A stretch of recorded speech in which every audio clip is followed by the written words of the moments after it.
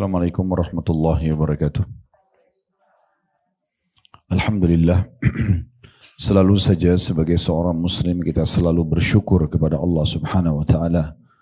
Dan kalimat syukur adalah Alhamdulillah. Bagaimana kita selalu bersyukur kepada Allah, berterima kasih kepadanya. Bermula dari kita dipilih dari sekian banyak sperma yang tertuangkan di rahim ibu kita. Kita dipilih menjadi manusia yang lahir.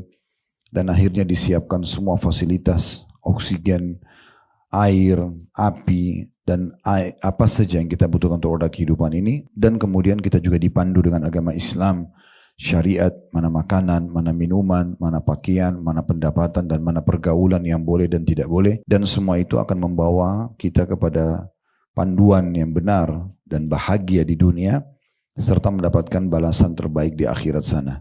Maka ini nikmat yang sangat besar yang harus kita syukuri dan jaga. Dan Ibnu Qayyim rahimahullah berkata, termasuk syukur nikmat adalah kalau seseorang menggunakan apa yang sudah Allah berikan dari fasilitas ini di atas ketaatan kepadanya. Maka mari kita kembali kepada tujuan utama kita diciptakan, yaitu mengabdi dan beribadah kepada Allah. Kalau masih dikasih umur seperti hari ini, maka kita maksimalkan untuk menambah kantong-kantong amal soleh kita. Kalau di masa lalu masih ada kesalahan ataupun dosa, kita mohon maaf dan ampun kepada Allah sehingga kita lepas dari hisabnya. Selanjutnya kita panjatkan salam hormat kita kepada Nabi besar Muhammad sallallahu alaihi wa alihi wa sahbihi wasallam, sebagaimana Allah telah perintahkan kita untuk mengucapkan salam hormat tersebut.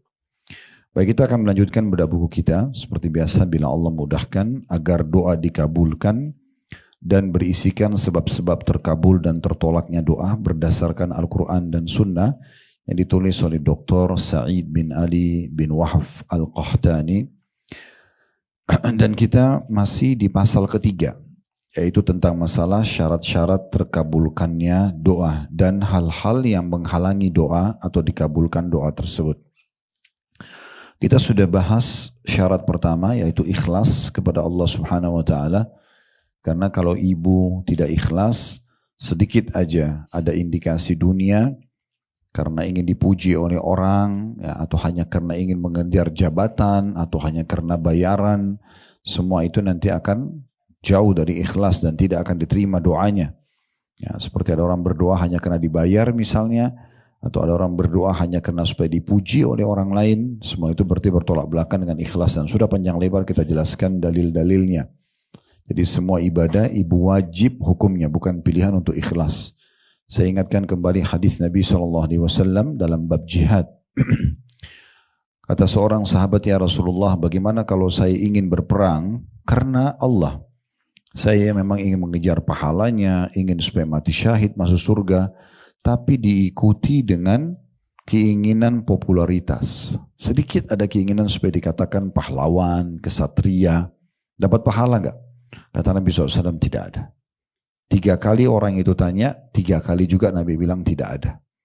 Jadi jangan sampai justru ibadah-ibadah kita tertolak atau tidak akan memberatkan timbangan amal pada hari kiamat sehingga masuk surga hanya karena ingin pujian manusia. Dan sudah saya bahasakan, pujian manusia hanya sepanjang lidahnya. Kamu hebat, kamu alim, kamu soleh, apa yang kita dapat? Sama sekali. Pujian manusia tidak mengenyangkan perut kita, tidak menambah kita tambah pintar atau tambah kaya, tidak ada manfaatnya. Oleh karena itu kita harus memberhentikan secara totalitas mengejar pujian-pujian manusia ini. Itu sudah panjang lebar kita jelaskan dalilnya di syarat pertama diterimanya doa.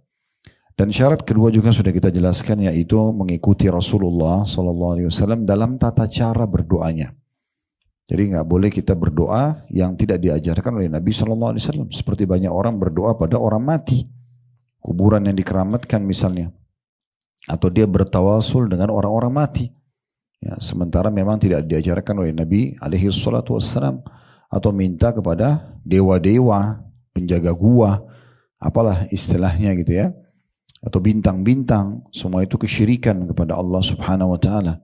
Kemudian juga kita memaksimalkan waktu-waktu mustajab antara azan dan iqamah. Kemudian juga sepertiga malam kalau hujan lagi turun, ya, minta didoakan oleh kedua orang tua kalaupun masih hidup. Kalau ayah sudah meninggal, saudara-saudara ayah atau paman dari ayah itu pengganti ayah, dan saudari-saudari ibu, itu dari ibu kalau ibu sudah meninggal. Nah, itu semua bisa kita jadikan sebagai salah satu upaya agar doa-doa kita juga dimudahkan dan diterima.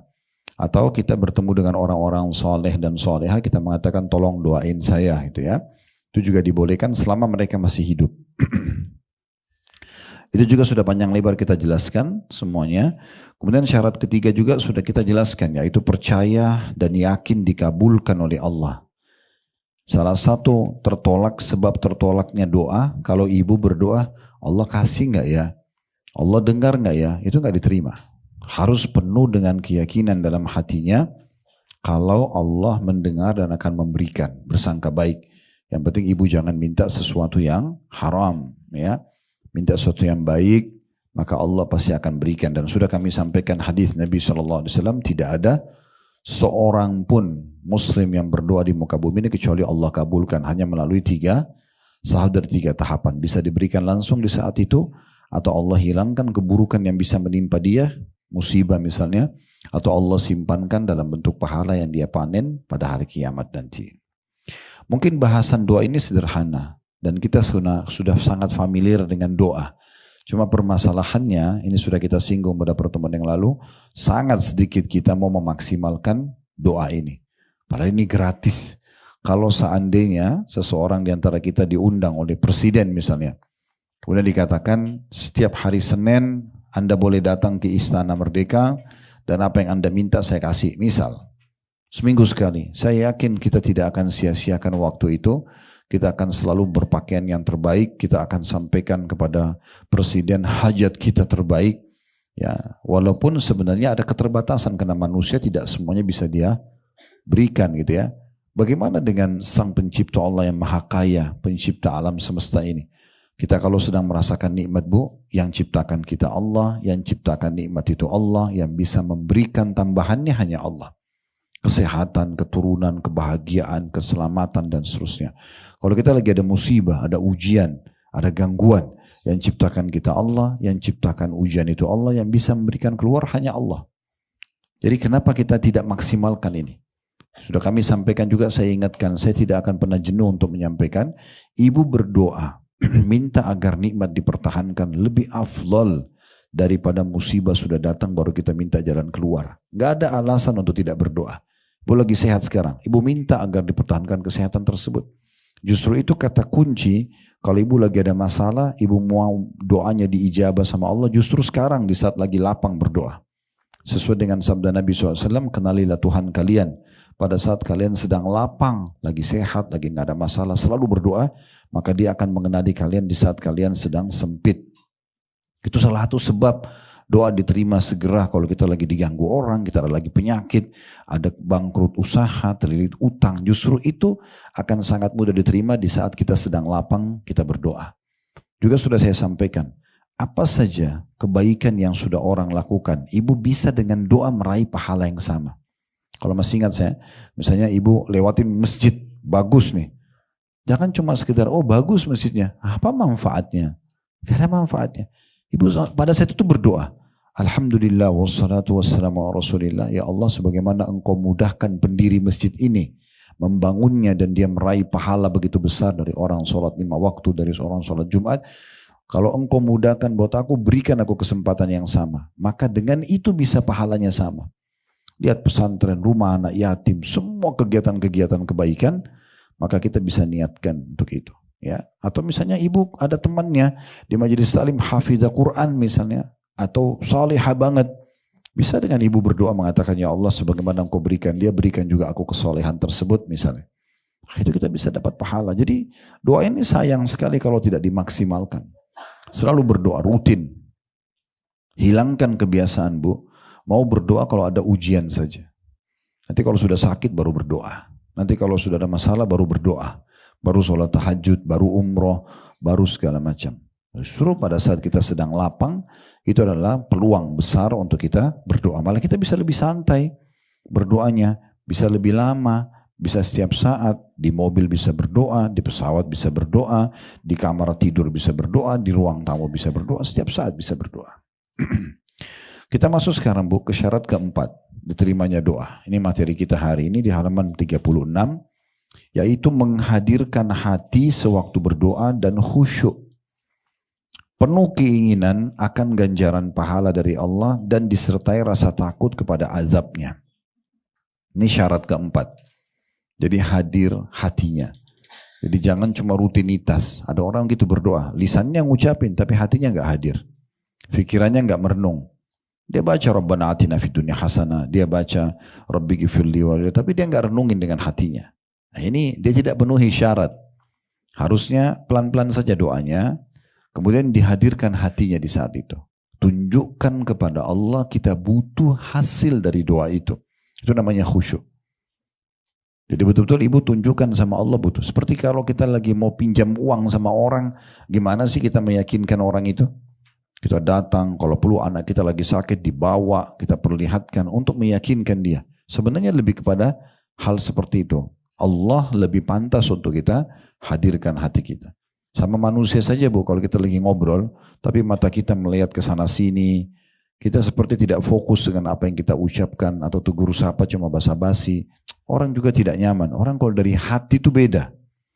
Ibu-ibu juga tahu mungkin kalau masak ya, dua orang ibu masak nasi goreng yang sama, kalau satu tulus dari hatinya, dia nikmatin, dia betul-betul niat bagaimana dia memberikan yang terbaik buat suaminya, buat anaknya, buat tamunya. Itu beda rasanya. Padahal bumbunya sama, wajannya sama, jenis berasnya sama, tapi beda. Sesuatu yang dikerjakan dari hati itu beda. Menata rumah karena hati memberikan hadiah pada orang karena tulus dari hati itu beda sekali. Jadi memang kita harus konekkan dengan hati kita. Nah seperti itulah berdoa. Di sini dimudahkan oleh beliau dengan perkataan penuh keinginan akan ganjaran pahala dari Allah. Jadi ibu betul-betul cara hadirkan hatinya adalah berharap mengejar pahala dari doa itu. Karena doa itu kan ibadah bu ya. Ibu lihat hasilnya atau belum lihat hasilnya tetap dicatat pahala. Dan juga disertai rasa takut kepada azabnya. Karena itu sudah kita jelaskan Allah itu murka pada orang yang tidak mau berdoa. Kan gitu. Kata Nabi SAW dalam hadis riwayat Tirmidzi, man lam yadu'ullah yaghdab alaih. Siapa yang tidak berdoa sama Allah justru Allah marah padanya. Jadi kita takut malah ya. Kita punya rasa takut, itu diistilahkan dengan roja, berharap rahmat Allah, dan khauf, takut dari siksa Allah, atau takut dari murka Allah karena kita tidak berdoa. Kita sudah sebutkan juga seorang penyair Arab yang mengatakan jangan kau minta sama manusia, karena kalau kau minta padanya dia akan marah. Tapi mintalah kepada zat Allah yang kalau kau tidak minta justru dia marah. Ya, Allah justru marah kalau kita tidak manja, tidak minta. Apalagi datangnya cuma musiman. Pas ada masalah baru berdoa. Nah, ini agak unik ya. Nah di sini dikatakan atau diangkat dalil oleh penulis, Allah Subhanahu wa taala memuji Nabi Zakaria dan keluarganya. Di mana Allah berfirman di dalam surah Al-Anbiya ayat 89 sampai ayat 90. Yang bunyinya wa Zakaria idnada rabbahu rabbi la tadharni fardan wa anta khairul warithin. فاستجبنا له ووهبنا له يحيى وأصلحنا له زوجه إنهم كانوا يسارعون في الخيرات ويدعوننا رغبا ورهبا وكانوا لنا خاشعين. Perhatikan nanti jadi saksi bahasan kita ini sebenarnya akhir ayat ya. Tapi ini satu rangkaian, satu ayat di ayat atau dua ayat 89 dan 90. Terjemahannya dan ingatlah. Saya sudah bilang kalau ada tata kata ingat bu dalam Al-Quran berarti pelajarilah. Ya. Karena kan kita nggak mungkin hadir di kehidupannya Nabi Zakaria kan gitu. Tapi diingatlah artinya pelajarilah. Dan ingatlah kisah Zakaria tak kala ia menyeru Rabbnya berdoa. Allah suruh kita ambil pelajaran dari kisah doanya Nabi Zakaria. Emang apa sih yang dia doa? Dia mengatakan ya Robku. Rob artinya pencipta, pemilik, penguasa, pemberi rezeki, yang mematikan, yang menghidupkan itu nama itu artinya Rob. Seperti itu kalau bilang Rabbi ghfirli wali itu kita kan panggil Rob. Ini panggilan yang mulia untuk Allah Subhanahu wa taala. Kita mengakui kalau Allah pencipta kita. Dia mengatakan ya Robku, janganlah engkau membiarkan aku hidup seorang diri dan engkaulah waris yang paling baik. Sebelum kita lanjutkan, Nabi Zakaria berdoa begini bu, karena dia diuji oleh Allah belum dikasih anak. Ya, Nabi Zakaria itu kurang lebih menikahnya umur 30 tahun, istrinya 25 tahun, tapi istrinya mandul. Gak punya anak, gak bisa punya anak. Kemudian dia berdoa minta anak dari istri yang mandul itu.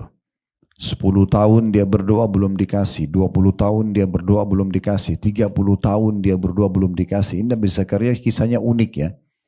Dia berdoa Bu sampai umurnya 100 tahun. Tidak berhenti berdoa. Dia terus minta dari Allah dari Allah anak dari istrinya mandul. Berarti di saat Zakaria alaihissalam umur 100 tahun, istrinya itu sudah 90 tahun. Tetap dia berdoa. Minta dikasih anak dari istri yang mandul ini.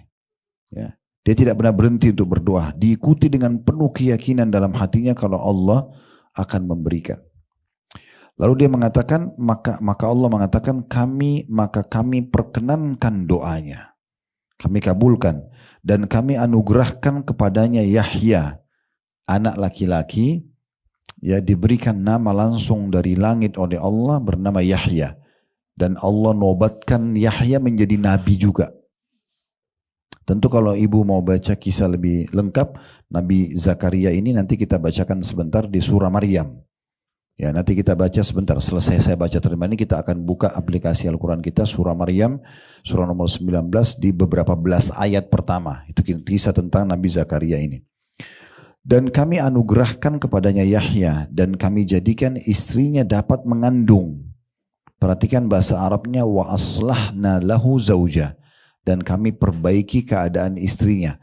Salah satu maknanya adalah kami buat istrinya bisa hamil dalam kondisi mandul dan sudah tua. Sebagian ulama tafsir mengatakan istrinya emosional, Allah ubah sifatnya menjadi sangat santun, ramah. Allah perbaiki keadaannya. Jadi banyak yang Allah ubah.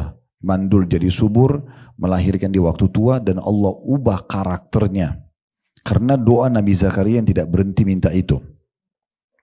Sesungguhnya sebabnya kenapa Allah kasih ini, bukan hanya karena mereka seorang nabi, bukan hanya karena Nabi Zakaria nabi dan ini keluarga nabi. Tapi Allah menyebutkan sifatnya.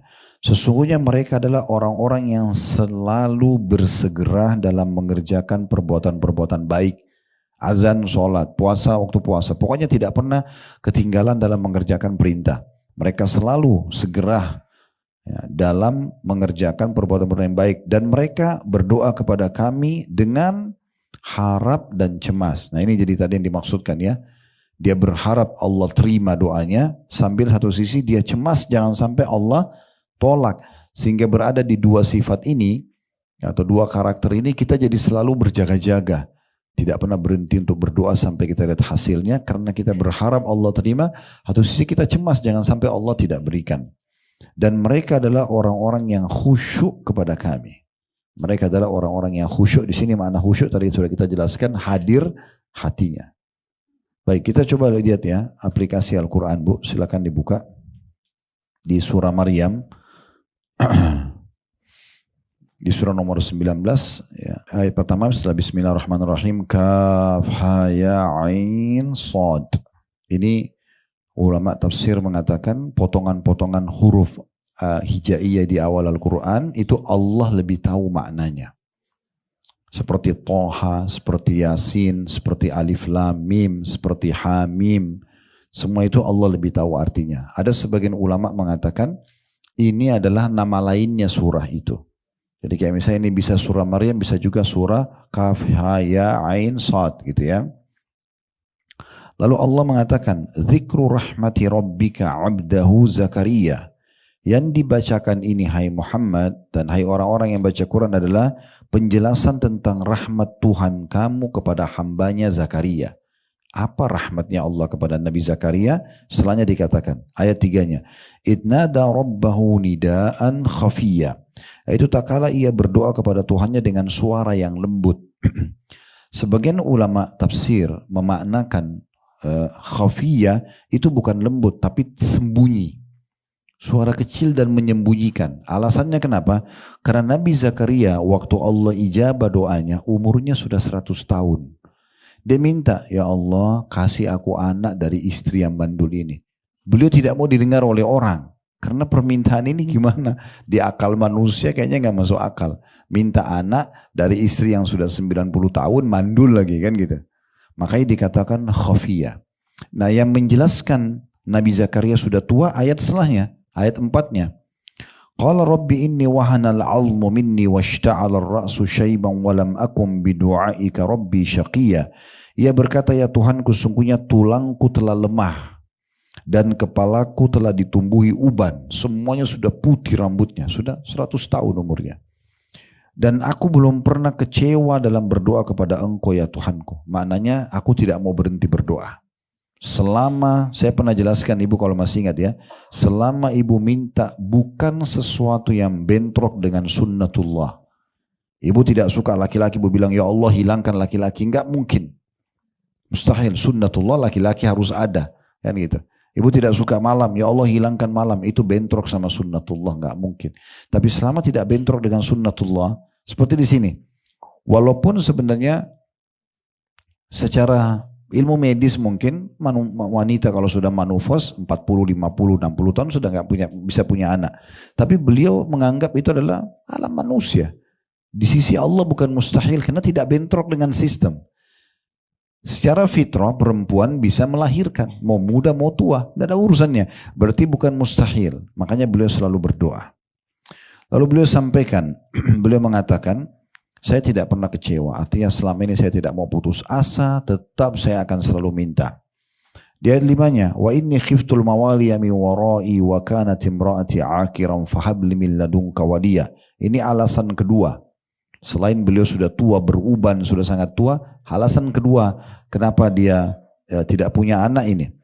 Dan sungguhnya aku khawatir terhadap mawaliku, sepeninggalku, maksudnya penerusku. Sekarang gak ada anak, aku mau meninggal, aku ini seorang nabi. Jangan sampai gak ada yang melanjutkan estafet dakwah ini.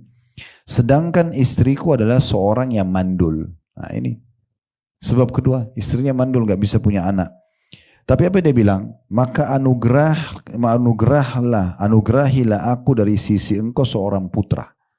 Jadi dia minta anak dari istrinya yang mandul itu. Makanya disebutin sifat istrinya.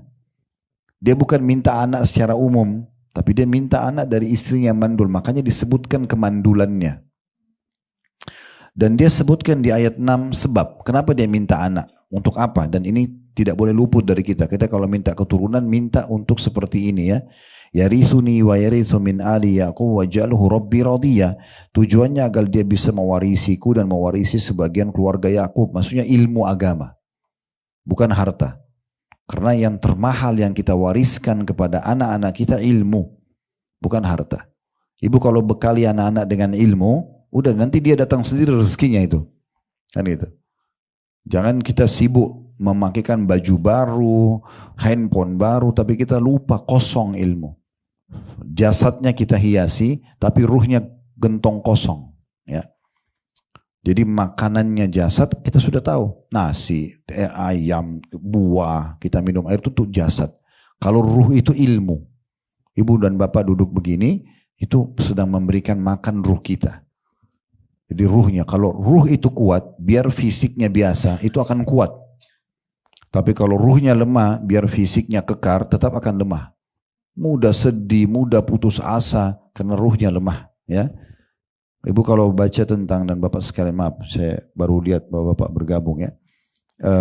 Jadi kalau baca tentang riwayat fisiknya Abu Bakar itu radhiyallahu anhu, yang kata Nabi SAW, kalau imannya Abu Bakar ditimbang di satu timbangan, imannya semua umat ini, semua umat, semua sahabat, semua tabi'in, semua tabi'in, semua yang sudah meninggal, semua yang masih sementara hidup kayak kita sekarang, yang akan lahir nanti sampai akhir zaman. Semua umat ini, miliaran orang ditimbang imannya ditimbang sebelah, Abu Bakar tetap lebih berat. Ini bukan perbandingan 1 lawan 1, enggak, bukan 1 lawan 10. Satu Abu Bakar, semua umat ini, kita semua ditimbang imannya, Abu Bakar tetap lebih berat. Imannya luar biasa. Tahu Abu Bakar itu fisiknya, disebutkan riwayat kurus. Kalau ditiup angin kedorong fisiknya. Tapi ruhnya kuat sekali.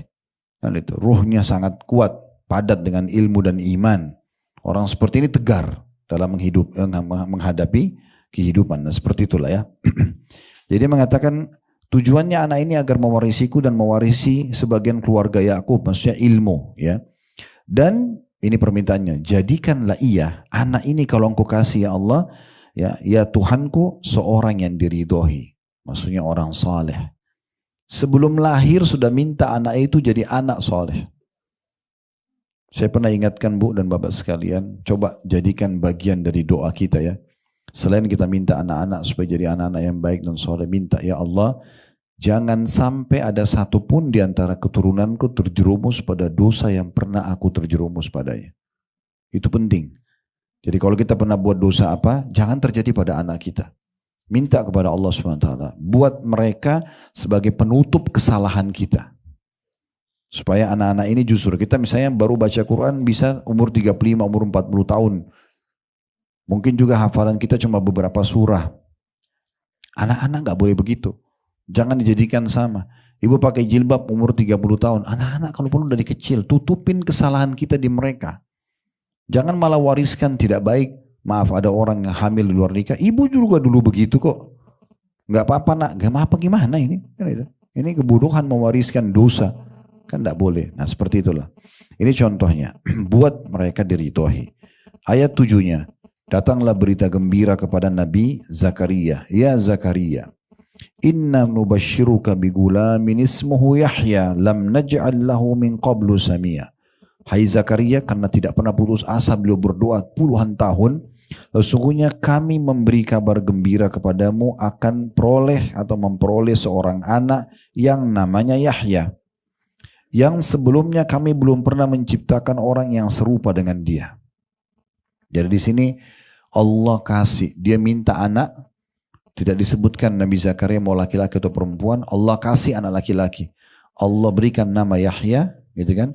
Dan Allah ciptakan fisiknya, karakternya, namanya belum pernah ada orang seperti Nabi Yahya. Dalam ayat Al-Quran lain kami jadikan dia sebagai nabi, gitu ya. Kemudian Nabi Zakaria di ayat 8-nya Allah nukil bagaimana fitrah dia sebagai manusia, dia manusia biasa. Walaupun dia seorang nabi, dia mengatakan, qala rabbi anna yakunu li gulamun wa kanat imra'ati akiran wa qad balagtu minal kibari itiyah. Nabi Zakaria bertanya kembali kepada Jibril yang bawa berita dari Allah Subhanahu wa taala, ya Tuhanku, bagaimana akan ada anak bagiku padahal istriku adalah seorang yang mandul. Nah ini sekali lagi penekanan, berarti dia bukan minta istri baru, minta dari istri yang mandul ini, gitu kan? Ini yang hamil. Makanya diulangi lagi, dia bilang bagaimana aku bisa punya anak dari istri yang mandul ini. Dan lalu dikatakan juga, dan aku sendiri sungguhnya sudah mencapai umur yang sangat tua. Ya. Jadi laki-laki pun kalau tua mungkin kualitas spermanya pun sudah berkurang.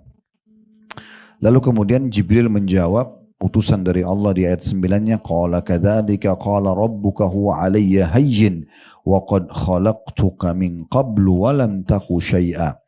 Tuhan berfirman, demikianlah ya, hal itu adalah mudah bagiku dan sungguhnya telah aku ciptakan kamu hai Zakaria sebelum itu, padahal kamu di waktu itu belum ada sama sekali. Sebagaimana kau bisa aku ciptakan hai Zakaria, aku juga bisa ciptakan anak ini walaupun dari istrimu yang mandul. Di ayat 10-nya Nabi Zakaria alaihissalam itu meminta tanda-tanda dari Allah Subhanahu wa taala kalau istrinya hamil. Jadi dia tidak berharap nunggu nanti mual, ngidam, perutnya besar, enggak minta begitu. Minta saking gembiranya, minta Allah langsung kasih tanda dari sisi Allah kalau istrinya hari pertama hamil gitu ya. Di ayat 10-nya dikatakan qala rabbi ja'alli ayah qala ayatuka alla tukalliman nasa thalatha layalin sawiyya. Zakaria berkata, ya Tuhanku, berilah aku suatu tanda. Artinya begitu istriku hamil nih, aku sudah tahu. Lalu kemudian Tuhan berfirman, tanda bagimu ialah bahwa kamu tidak dapat bercakap-cakap dengan manusia selama 3 malam padahal kamu sehat. Maksudnya Nabi Zakaria hilang suaranya tiba-tiba. Itu tanda istrinya hamil. Dalam sebuah atau dalam beberapa buku tafsir disebutkan itu Nabi Zakaria cuman bisa bertasbih. Kalau bertasbih suaranya keluar. Kalau untuk ngomong yang lain tidak ada suaranya selama 3 hari. Berarti itu tanda-tanda istrinya sudah hamil gitu ya. Di situ Allah mengatakan, kamu tidak dapat bercakap-cakap dengan manusia selama 3 malam padahal kamu sehat. Ya. Lalu ayat 11-nya supaya dia bisa nanti tetap ya komunikasi dengan umatnya, masyarakatnya, walaupun nanti suaranya hilang, dia udah langsung keluar di saat itu sebelum suaranya hilang agar umatnya tetap didakwahi. Dikatakan di ayat 11-nya, فَخَرَجَ عَلَى قَوْمِ مِنَ الْمِحْرَابِ فَأَوْحَى إِلَيْهِمْ أَنْ سَبِّهُ بُكْرَةً وَعَشِيًّا. Maka ia, maksudnya Zakaria, keluar dari mihrab menuju kaumnya. Lalu ia memberikan isyarat kepada mereka, hendaklah kamu bertasbih di waktu pagi dan petang. Jadi ini tetap dakwah yang disampaikan. Ya, selama 3 hari soalnya suaraku akan hilang, ya seakan-akan begitu. Maka jagalah zikir kepada Allah SWT. Ini dakwah beliau kepada umatnya. Kemudian ayat 12-nya, Ya Yahya, khudil kitaba biquwatin wa atainahul hukma sabiyya. Ini setelah Yahya lahir, Hai Yahya, Allah SWT berfirman kepada Yahya melalui Jibril AS, ambillah Alkitab atau kitab Taurat, itu dengan sungguh-sungguh. Hafal, amalkan isinya, ajarkan kepada Bani Israel, dan kami berikan kepadanya hikmah selama ia masih kanak-kanak. Hasilnya hikmah itu dia nggak pernah nakal, selalu sifat kedewasaan dan bijaksana pada dirinya ada masih kecil, dari masih kecil. Ayat 13-nya, wa hanana min ladunna wa zakatan wa kana taqiyya, dan rasa belas kasihan yang mendalam dari sisi kami dan kesucian dari dosa, dan ia adalah seorang yang bertakwa. Maksudnya Allah Subhanahu wa taala selalu mengasihi dia dan juga Allah selamatkan dari semua pelanggaran dosa. Jadi dia tidak bisa berbuat dosa. Memang umumnya semua nabi-nabi begitu ya. Jadi salah satu doa yang bisa Bapak Ibu sampaikan kepada Allah Subhanahu wa taala, Allahumma ja'alni min ibadikal mukhlisinal mukhlasin. 2 kita minta. Ya Allah, jadikanlah aku hamba-hambamu yang selalu ikhlas dan juga terselamatkan. Kalau mukhlis pakai kasrah lamnya, mukhlis artinya orang ikhlas. Kalau pakai fathah, mukhlas artinya orang yang terselamatkan. Jadi memang ada orang-orang yang Allah selamatkan. Seperti contoh Nabi Yusuf waktu tidak jadi berzina, digoda oleh Zulaiha, itu Allah mengatakan innahu kana min ibadinal mukhlasin. Dia termasuk hamba kami yang mukhlas, yang kami selamatkan. Jadi ada orang-orang yang begitu. Ada orang yang mau ngajak dia berbuat dosa atau dia Allah selamatkan dia. Nah, itu namanya mukhlas. Itu salah satu yang bisa Bapak Ibu jadikan sebagai doa. Di sini dikatakan Nabi Zakaria, Nabi Yahya, salah satu sifatnya adalah kami sucikan dari dosa. Dan ia adalah seorang yang bertakwa, suka patuh. Ayat 14-nya, wa barram biwalidayhi wa lam yakun jabbaran asiya, dan dia seorang yang berbakti kepada kedua orang tuanya dan bukanlah ia orang yang sombong lagi durhaka. Nah, ini ciri-ciri anak soleh mulai dari bakti dengan orang tuanya ya. Nah, ini termasuk sifatnya. Lalu ayat terakhir ayat 15 tentang Nabi Zakaria ini dan anaknya Yahya alaihi wassalam, wa salamun alaihi yauma ulida wa yauma yamutu wa yauma yub'atsu hayya. Kesejahteraan atas dirinya pada hari ia dilahirkan, pada hari ia meninggal, dan pada hari ia dibangkitkan hidup kembali. Itu kalau ibu baca dan bapak sekalian dari ayat 16 lagi, itu tentang kisah keajaiban yang lain lagi tuh. Bagaimana Maryam hamil ya tanpa suami ya. Itu mulai dari ayat 16 dan seterusnya. Tapi kita sedang tidak bahas itu ya. Karena saksi bahasan kita diangkat oleh penulis kita kisah tentang Nabi Zakaria. Tapi saya sarankan ibu nanti melanjutkan. Nah, mulai dari ayat 16 inilah sebab disebutkan surah 19 dengan surah Maryam. Karena kisah ini. Bagaimana Maryam alaihissalam. Maryam itu cirinya nggak pernah tinggalin mihrab. Di mihrab terus seharian. Kecuali darurat. Jadi dia jarang sekali kelihatan keluar dari rumah. Jadi kalau dia keluar itu jadi pandangan sorotan orang-orang. Maryam ini ayahnya bernama Imran. Ibu tahu dan bapak sekalian surah nomor 3 dalam Al-Quran surah Al-Imran. Nah itu ayahnya Maryam. Al artinya keluarga, Al-Imran. Nah Maryam ini Imran ini orang saleh. Lahir dari keturunan dia Maryam, wanita salehah. Nah karena sucinya Maryam ini sampai Allah tiupkan ruh di rahimnya Isa alaihissalam tanpa disentuh oleh laki-laki. Karena memang salah satu cirinya beliau tidak pernah sama sekali interaksi dengan lawan jenis. Itu cirinya Maryam. Sehingga Allah sucikan dia. Nah ini kisah bagaimana dia ketemu dengan malaikat Jibril. Bagaimana Jibril menjelma jadi manusia dan kemudian mengatakan akan meniupkan ruh di rahimnya. Lalu terjadilah dialog, dia mengatakan bagaimana bisa saya hamil sementara saya tidak disentuh oleh laki-laki. Dan seterusnya sampai akhirnya Jibril mengatakan itu sangat mudah dari Allah. Maka Allah tiupkan lalu dia proses hamil. Bagaimana pada saat perutnya sudah besar dia menuju ke Jericho ya. Di salah satu kota di Palestina. Biasanya kalau kita umroh plus Aqsa itu biasa ke kota itu.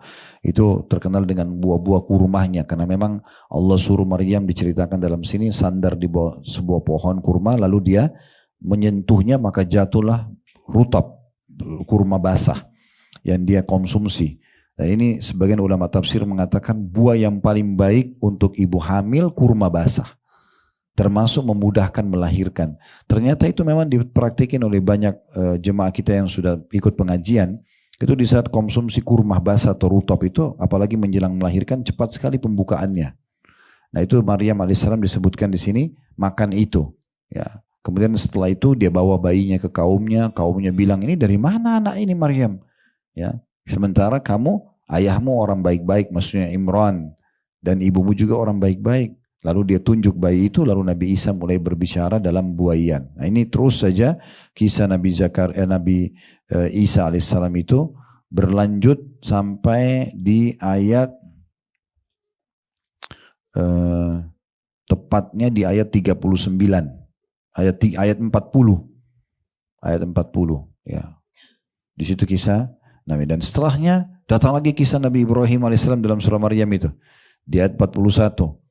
Setelahnya datang kisah Nabi Musa, setelahnya datang kisah Nabi Ismail, setelahnya datang kisah Nabi Idris. Itu kisah-kisah Nabi-Nabi ada disebutkan di dalam surah Maryam ini. Baik, saksi bahasan kita tentang Nabi Zakaria alaihissalam. Dan kalau Bapak Ibu mau lebih jauh, bisa dengarkan ceramah kami di playlist YouTube, judulnya Dahsyatnya Doa. Lebih panjang lebar saya jelaskan tentang Nabi Zakaria alaihissalam. Dan kedepannya insya Allah kita sudah memulai tablik akbar tentang serial sahabat.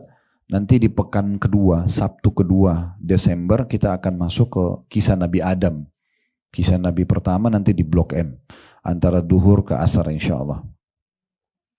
Baik, kita masuk selanjutnya di paragraf setelah terjemahan ayat surah Al-Anbiya 89-90 kata penulis.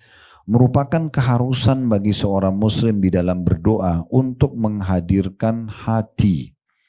Dan ia merupakan syarat terpenting terkabulkan doa sebagaimana pendapat Ibnu Rajab rahimahullah dalam Musnad Imam At-Tirmidzi. Abu Hurairah ya, meriwayatkan bahwa Rasulullah SAW ud'u Allah wa antum muqinuna bil ijabah wa'lamu anna Allah la yastajibu du'a'un min qalbin ghafilin lahin. Berdoalah kamu kepada Allah sedang kamu yakin akan dikabulkan doa tersebut. Dan ketahuilah bahwa Allah tidak akan mengabulkan doa dari hati yang lalai dan tidak serius. Ya. Jadi kalau ibu hanya asal-asalan, Bapak Ibu sekalian berdoa, tidak diterima sama Allah SWT. Ini syarat harus hadir. Nah salah satu syarat hadir tadi adalah kita berharap pahalanya dan takut akan ditolak oleh Allah Subhanahu wa ta'ala. Lalu selanjutnya dikatakan sungguh Allah telah memerintahkan kepada orang yang berdoa untuk menghadirkan hati dan merendahkan diri sewaktu berzikir dan berdoa. Sebagaimana Allah sebutkan dalam surah Al-A'raf, surah nomor 7 ayat 205. وَاذْكُرْ رَبَّكَ فِي نَفْسِكَ تَضَرُّعًا وَخِيفَةً وَدُونَ الْجَهْرِ مِنَ الْقَوْلِ بِالْغُدُوِّ وَالْآصَالِ وَلَا تَكُنْ مِنَ الْغَافِلِينَ. Dan sebutlah nama Rabbmu dalam hatimu dengan merendahkan diri dan rasa takut. Jadi tidak boleh kita bersombong, kita harus menyombongkan diri, kita harus merendah di hadapan Allah, menunjukkan kalau kita butuh dengan doa itu, dan juga rasa takut ditolak. Ya, rasa takut tidak diterima. Kita kalau sholat, kita kalau puasa, kita kalau haji, ada rasa takut ibu nggak diterima, itu akan kita jaga maksimal, ya seperti itulah. Dan juga ini poin penting, dengan tidak mengeraskan suara di waktu pagi dan petang. Berdoa, berzikir, gak usah teriak-teriak ya. Mengganggu orang lain misalnya ya. Cukup kita berdoa sendiri ya. Boleh kita keluarin suara tapi sebatas ya kita dengar. Atau kebetulan memang kalau kita memandu orang berdoa, ya mungkin kita harus kayak saya nanti misalnya ditutup penutupan materi, biasanya kita berdoa misalnya. Nah itu kita kerain suara karena orang mesti dengar gitu. Tapi kalau kita berdoa sendiri sengaja pakai mikrofon ganggu orang semuanya, ini dilarang dalam ayat ini tuh. Dan tidak mengeraskan suara di waktu pagi dan petang. Dan janganlah kamu termasuk orang-orang yang lalai. Maksudnya meninggalkan zikir dan doa. Nah itu syarat yang keempat tentang masalah menghadirkan hati sewaktu berdoa. Kita masuk sekarang syarat kelima. Dan ini penutupan ya di syarat dikabulkannya doa. Karena ada 5 syarat ya. Menurut penulis itu yang kelima adalah adanya keinginan yang kuat, tekad dan kesungguhan dalam berdoa. Seorang muslim apabila memohon kepada Allah subhanahu wa ta'ala, hendaklah ia pastikan permohonan tersebut diiringi dengan keinginan yang kuat. Menunjukkan kepada Allah kalau saya butuh ya. Oleh karena itu Rasulullah SAW melarang istisna atau mengecualikan dengan mengatakan jika engkau menghendaki. Jadi nggak boleh ibu bilang ya Allah berikan saya rezeki jika engkau ingin ya Allah. Jadi jangan bilang begitu. Itu seperti orang yang ragu. Ya Allah karunia aku anak kalau engkau mau. Enggak, Nabi SAW larang itu. Udah, ya Allah berikan saya keturunan. Ya udah. Dan juga kalau kita berdoa sama Allah, makin global makin bagus. Misalnya ibu bilang, ya Allah berikanlah aku rezeki. Berikanlah aku keturunan. Berikanlah aku pendapatan umum aja. Jangan detail. Karena kalau detail misalnya ibu bilang, ya Allah nikahkan aku sama si fulan. Misal. Ternyata memang untuk nikah sama dia ini, itu ada poin-poin yang harus kita jangkau. Kalau misalnya itu belum bisa, maka tidak akan bisa. Misalnya, atau orang itu dia akan meninggal 2 hari lagi. Misal, ajalnya datang. Allah tidak ingin terjadi hal tersebut misalnya. Maka itu bisa saja jadi pembatas-pembatas gitu ya. Saya juga pernah berbagi kisah tentang salah satu dosen di Universitas Yarmouk, dan ini sahabat dekat kami, Profesor Dr. Ziyad Abadi hafizahullah. Beliau bilang, saya pernah waktu sebelum nikah semangat sekali ingin punya anak laki-laki. Saking semangatnya saya berdoa begini, ya Allah jangan engkau karunia aku anak kecuali laki-laki. Berdoa ini dari sebelum nikah. Dia bilang saya menikah, setiap kali istri saya hamil keguguran. Karena yang di rahimnya perempuan. Karena kan dia berdoa begitu, ya Allah jangan kasih aku anak kecuali laki-laki. Begitu. Sampai dia cerita kalau tidak salah istrinya itu keguguran 4 atau 5 kali. Dia bilang setelah itu saya juga stres nih. Akhirnya saya tanya guru saya, guru beliau Syekh Albani. Rahimahullah, seorang ulama hadis yang masyhur. Ibu biasa baca disahihkan oleh Syekh Albani. Ini muridnya Syekh Albani. Dia bilang saya datang kepada Syekh Albani lalu saya katakan, Syekh kejadiannya begini. Kata Syekhnya, kalau kau minta kepada Allah keturunan yang baik. Tidak usah sebutkan laki-laki, perempuan, tidak usah. Biar Allah lebih tahu. Dia bilang setelah itu saya ubah doa saya. Ya Allah berikan saya keturunan yang baik. Istri saya hamil melahirkan. Sekarang anaknya 5 kalau nggak salah. Laki-laki dan perempuan. Contohnya ya. Jadi kita lebih baik minta jodoh yang terbaik di pandangan jodoh yang soleh, yang soleha, rezeki yang baik, ya, apalah semuanya, pergaulan yang baik, segala macam kita minta secara umum. Nanti Allah datangkan yang terbaik menurut Allah Subhanahu Wa Taala. Sama kalau ibu lagi sakit, misalnya bapak ibu bilang saya, Allah selamatkan aku dari semua penyakit. Bukan cuma penyakit yang sedang kita alami. Jadi nanti penyakit itu sembuh, penyakit yang lain tidak jadi datang, nah gitu. Kan gitu, lebih baik kan gitu. Ada orang ganggu kita, ya Allah selamatkan aku dari semua orang yang jahat. Jadi orang itu kita selamat dari, dan semua yang mau datang setelahnya kita selamat.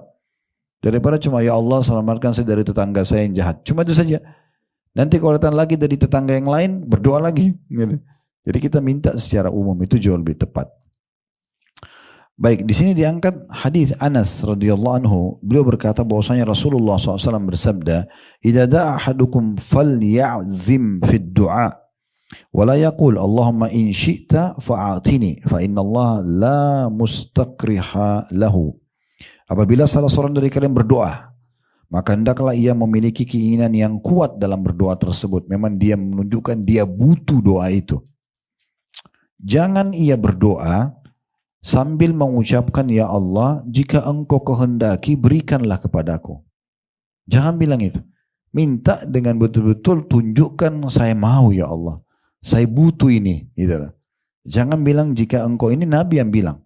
Jika engkau berkehendak berikanlah kepadaku. Sesungguhnya Allah tidak ada yang dapat menuntut paksa terhadapnya. Maksudnya itu seakan-akan kita tidak pasrah sepenuhnya pada Allah. Padahal sebenarnya Allah itu memberikan yang terbaik untuk hamba-hambanya. Dan dalam riwayat lain, fa innallaha la mukriha lahu. Sesungguhnya Allah tidak ada yang dapat memaksanya. Kemudian dalam riwayat yang penutup ya, yang terakhir di sini, dari Abu Hurairah radhiyallahu anhu, ya. Beliau berkata bahwasanya Rasulullah SAW bersabda, la yaqulanna ahadukum Allahumma gfirli in syi'ta, Allahumma arhamni in syi'ta, walakin liya'zimil mas'alata wa liyu'azzimil rakbah, fa inna Allah la yata'adhamuhu syai'un a'tahu.